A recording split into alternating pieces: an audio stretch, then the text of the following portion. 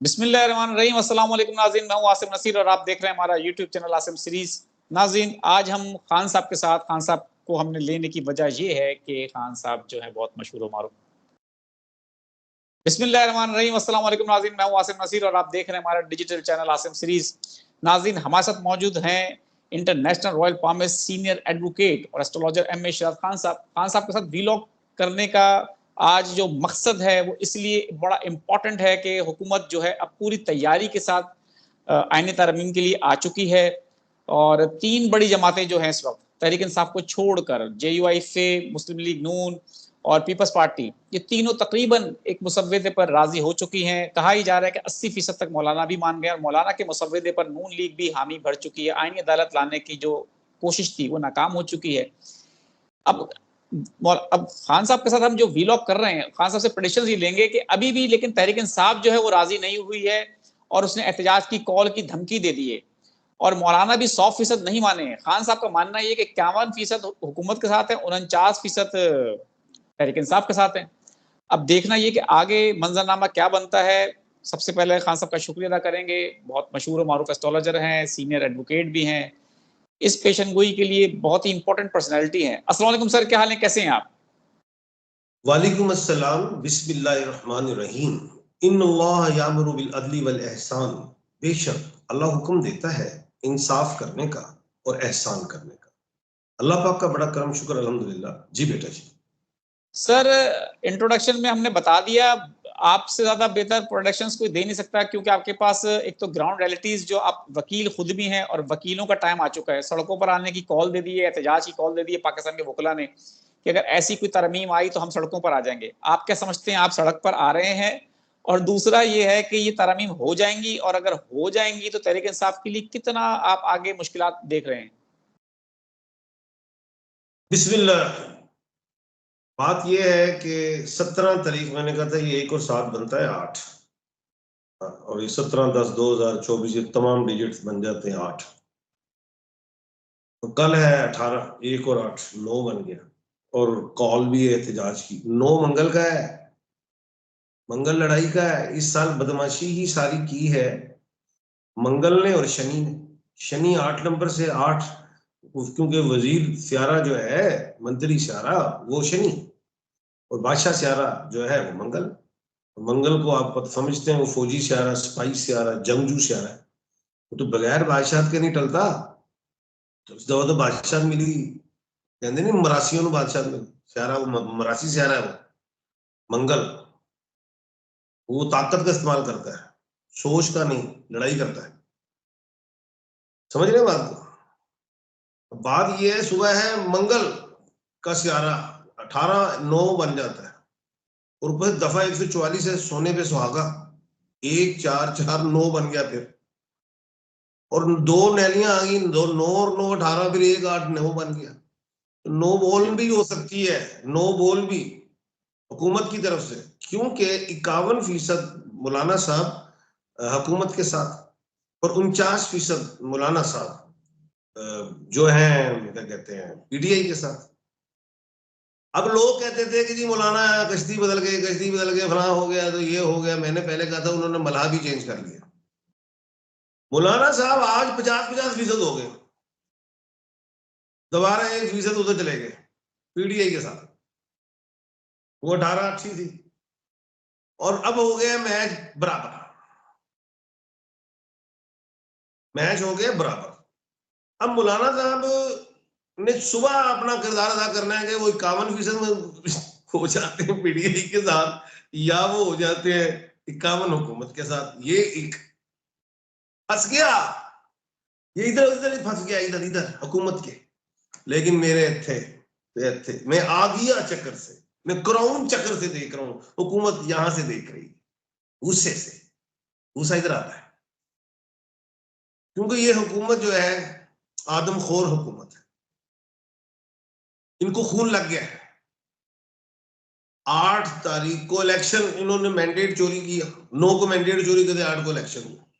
आज भी अच्छी बनी हुई है, 1 और 7 अच्छी, और कल 9 बन जाएगा 18। तो ये दमादम मस्त कलंदर आ गया। ऊपर एहतजाज कह दिए उन्होंने PTI ने, वुकला ने कह दी है। उधर इन्होंने स्कूल से छुट्टी करवा दी बच्चों को कि बच्चे भी साथ शामिल ना हो, डर गए हैं। अब ये आदमखोर है। अब बात ये है कि इन्हें लग गया है खून मुंह पे। कहते हैं रोटी बंदा खा जाती है, बंदे ही खा जाते हैं हुकूमत। दूसरी बात यह है कि बकरे की मां कब तक खैर मनाएगी, छुरी के नीचे आ जाएगी। अब हुकूमत फंस गई। अब बताता हूं आपको, लॉजिक के साथ चल रहा है। मैं जरा पंजाबी वगैरह इसलिए बोलता हूँ बीच में, कुछ थोड़ा सा स्टाइल बना देते हूँ। यार कुछ लोग ऐसे भी जो कहते हैं साहब बब्बर शेरा भी कह दिया करो। मैं कहा यार इस चैनल में ना लोग कहते हैं सर जरा सिंपल सिंपल गुफ्तगू रखा करें, तो उस साल में क्या करूं। खैर, तो कहते हैं खान साहब थोड़ा अपना अंदाज डाला करें। तो मैंने कहा यार वो ठीक है। अच्छा, अब हम आगे चलते हैं।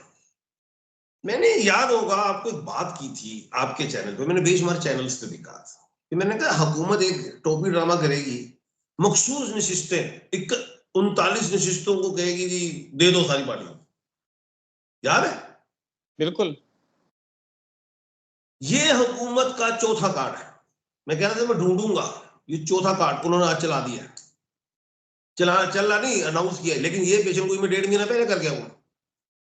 चौथा कार्ड ये है, और ये बड़ी खतरनाक चाबी है। ये क्योंकि मैच हो गया बराबर, स्कोर, इस मैच का फैसला लेना था। बराबर तो हो जाते मैच, लेकिन ये मैच था डू एंड डाई वाला। या हुकूमत जीते या ऑपोजिशन जीते। हुकूमत आई इसलिए है कि उसने अपना टास्क पूरा करना है। मैच हो गया बराबर, 50-50 वो ओवर भी हो गए। मैच लंबा बड़ा था, लेकिन क्रिकेट बोर्ड ने कह दिया रिजल्ट चाहिए। इस मैच का आवाम चाहती है रिजल्ट, कौन जीता कौन। तो एक ओवर मिल गया कल का दिन। ये है डू एंड डाई। अब कल इनके हाथ में बहुत खतरनाक चाबी है हुकूमत के हाथ। इन्होंने ये चाबी लगा देनी है, सुन लो, ये चाबी लगाएंगे। ये मौलाना को डंडा दिखा रहे हैं, इस चाबी में डंडा भी है। हुकूमत से नहीं माने मौलाना, 60-70 अमेंडमेंट्स थी तरमीम, वो महल 20-25 पे आ गए। मौलाना अड़ गए हुए। अब इन्होंने उठा लिया डंडा हुकूमत ने, मौलाना को भी देख लेने। वो कल ना इलेक्शन कमीशन से करवाएंगे, इस चक्कर में जाएंगे कि वो जो सीटें इनको बांट दी जाए जमातों को। इधर ये अपनी तादाद पूरी करेंगे, मौलाना को दिखाएंगे इंज होता है साढ़े को भी है। अब ये इतनी बड़ी डेंजरस चाबी हुकूमत ने उठा ली है कि हुकूमत ये चाबी लगाएगी तो हुकूमत घर जाएगी, और ये अगर चाबी नहीं लगाती तो मौलाना जीत रहे हैं। अब आते हैं हम, क्या है वो बात। ये चाबी लगाएंगी, हुकूमत लगा देगी, तो फिर मौलाना साहब जो हैं पीटीआई के साथ मिलकर सरापा एहतजाज हो जाएंगे, और वकला भी साथ हो जाएंगे। पीटीआई के पास, केपीके में तो डंडा बरदार हैं, पंजाब में तो नहीं है, लेकिन जेयूएफ मौलाना फजलुर रहमान साहब के सारे डंडा बरदार है। ये इतना बड़ा खौफनाक काम हो जाएगा अगर इन्होंने इस तरह इलेक्शन कमीशन पे गए, तो हुकूमत घर जाएगी। तसादुम इतना बड़ा हो जाएगा कि छितर पड़ जाएंगे हुकूमत को, और हुकूमत घर चली जाएगी। लिहाजा अब क्या है बात, मौलाना किन चीजों पे अड़ गए हैं, नॉलेज ऑफ जफर से बता रहा हूं। पहले तो ये हुकूमत ये ब्लंडर करेगी और ये घर जाएगी। मौलाना अड़े किस चीज पे, अब वो बताने लगा। याद होगा मैंने कहा था 15 अक्टूबर के बाद मीम वाले लोग मजबूत हो जाएंगे। बिल्कुल। मैंने एक बात की थी कि मुनीब अख्तर साहब, ऑनरेबल जस्टिस साहब मजबूत होंगे, ऑनरेबल मंसूर अली शाह साहब जस्टिस साहब मजबूत हो जाए। याद है? और रामों में कहा हुआ मैंने आपके। इधर आईनी तरमीम की सख्त तरीन कोशिश की गई, हुकूमत ने करनी है। मैंने कहा था ये नहीं, अभी खटाई में जा रहा है मामला। मैंने कहा था इंडिया में, आपके प्रोग्राम में कहा था, मैं कहा इंडिया में आईनी बेंच बना हुआ है, लेकिन इस हुकूमत को आईनी बेंच की जरूरत नहीं, लेकिन नाक कट गई। तो मैंने एक बात कहा था, ये एल्फी से नाक जोड़ेंगे, जाके प्रोग्राम में कहा था, तो ये आईनी बेंच में मरावी हो जाएंगे नाक जोड़ने के लिए, लेकिन उसका फायदा कोई नहीं। वो क्यों नहीं फायदा, वो आईनी बेंच भी, ये जो मौजूदा जो हमारी सुप्रीम कोर्ट है, जो हमारी माँ है, ये भी आईनी है, तो हुकूमत ने पंगा डाल दिया है। जो वो आईनी bench in just honourable chief justice के अंडर होगा, कोई भी हो, इसलिए फारिग। बात समझ गए? टेक्निकल बात करो। अब हुकूमत सर पटा गई, आईनी अदालत तो नहीं, वो तो बेंच है, वो भी तो इन्हीं जस्टिस साहब के अंडर आएगा। तो अब इधर हमारा जस्टिस होना चाहिए। हमारा इससे मुराद, मैं जस्टिस साहबान के हवाले से बात कर, हुकूमत का अपना माइंड है, जस्टिस साहबान की बात नहीं कर मेरे ऑनरेबल से। बात यह है कि हुकूमत ये चाहेगी कि जनाब इस साल का बादशाह है मंगल, मंगल के हरूफ क्या है, अलीफ आइन लाम, और ये कि याहिया अफरीदी साहब आ जाए ऑनरेबल जस्टिस, नहीं तो अमीनुद्दीन आए ऑनरेबल जस्टिस। ठीक है?